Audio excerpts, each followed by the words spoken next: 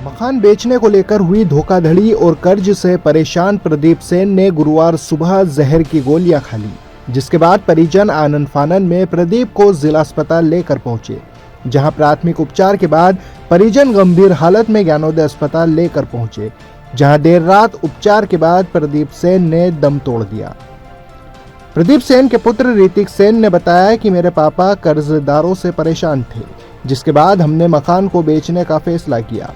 हमने धर्मेंद्र परिहार के जरिए जगदीश प्रजापति को बगीचा नंबर 10 वाला मकान 27 लाख रुपए में बेचा, जिसके बाद टोकन के रूप में हमें 5 लाख रुपए प्राप्त हुए।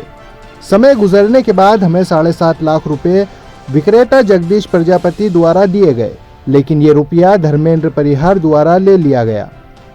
धर्मेंद्र ने प्रदीप को कहा था कि जब आप मकान खाली कर कब्जा विक्रेता को दे देंगे तब हम आपको पूरा पेमेंट कर देंगे। उसके बाद हम मकान खाली कर किराए के मकान में शिफ्ट हो गए, लेकिन कब्जा छोड़ने के बाद धर्मेंद्र परिहार साफ तौर पर मुकर गया कि कोई पैसा नहीं है, चाहे जो कर लो, जिसके चलते मेरे पिताजी ने ये कदम उठाया और उनकी मौत हो गई।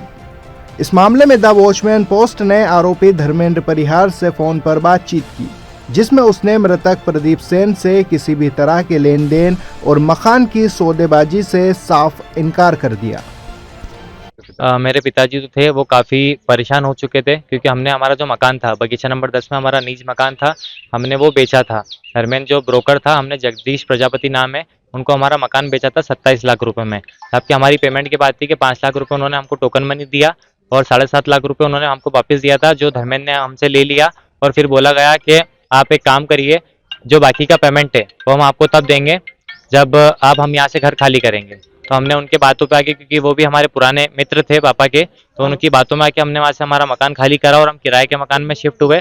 और बाकी फिर पेमेंट के उन्होंने बोला कि आश्वासन दिया पापा को कि आपका जो बाकी पेमेंट है 15-17 लाख रुपए, वो हम आपको 2 महीने 3 महीने की साइड में हम आपको दे देंगे, आप मकान वहाँ से खाली कर लीजिए। तो हमने वहाँ से मकान खाली करा और हमारे पेमेंट के लिए हम उनको डेली फ़ोन लगाते कि धर्मेंद्र भैया क्या हुआ हमारे पेमेंट का, आप दे नहीं रहे हो ये वो। तो काफ़ी डेली बोलते थे कि आज नहीं, मैं आपको कल दे देंगे, परसों दे देंगे। डेली उनको बार बार चित्तौड़ बुलाते थे। मेरे पापा काफ़ी रात रात में चित्तौड़ गए थे, परसों रात में भी वो चित्तौड़ थे। रात में 12:30-1 बजे घर आए वो, और वहाँ पे उनकी कंडीशन मैंने फ़ोन पे बात करी थी उनसे रात में 1 बजे, तो काफ़ी सहमी हालत में थे वो। उनसे बात करी मैंने, तो उन्होंने बोला मुझे कि उन्होंने पेमेंट देने से मुझे मना कर दिया कि मेरे पास पेमेंट नहीं है और तुमसे जो हो रहा हो तुम कर लो, मेरे पास कोई पेमेंट नहीं है। सुसाइड वो इसी वजह कारण से करा उन्होंने, क्योंकि उन्होंने पेमेंट देने से हमको मना कर दिया।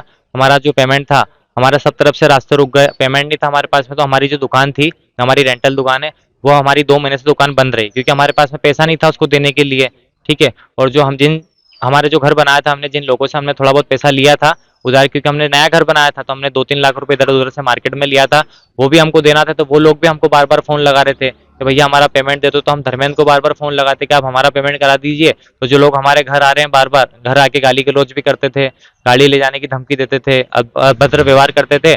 हमने उन चक्कर में धर्मेंद्र को बोला कि हमारे लोग घर पे आ रहे हैं, आप हमारा जो पेमेंट है वो हमको देके हमको फ्री करिए, जो हम लोगों को देके हम फ्री हो जाए। मॉर्निंग में उन्होंने 9, साढ़े 9 बजे 10 बजे करीबन सल्फास की गोली खाई। घर आए, वो कहीं मार्केट गए थे, वहां से गोली खा के फिर घर आए तो मेरा छोटा भाई था, उसके सामने उन्होंने उल्टी करी। फिर हम उनको वहां से लेके, मेरा छोटा भाई और परिजन जो थे उनको लेके सिविल हॉस्पिटल में आए। फिर यहाँ पे हमने इनसे बात करी, डॉक्टर के परामर्श से हमने यहाँ पे बात करी अच्छे से। तो यहाँ के डॉक्टर ने बोला कि क्रिटिकल कंडीशन है, आप इनको दूसरी जगह ले आ सकते हो। तो 1% चांस दिया, बोले 1% चांस है। तो फिर हम उनको ज्ञानोदय लेके गए, हमने हमारा पूरा 100% दिया। हम इनको ज्ञानोदय लेके गए, हमने वहाँ पे इनका प्रॉपर इलाज कराया। 9, साढ़े 9 बजे तक इनका प्रॉपर इलाज चला और 9:30 बजे समथिंग इन्होंने दम तोड़ा वहाँ पे।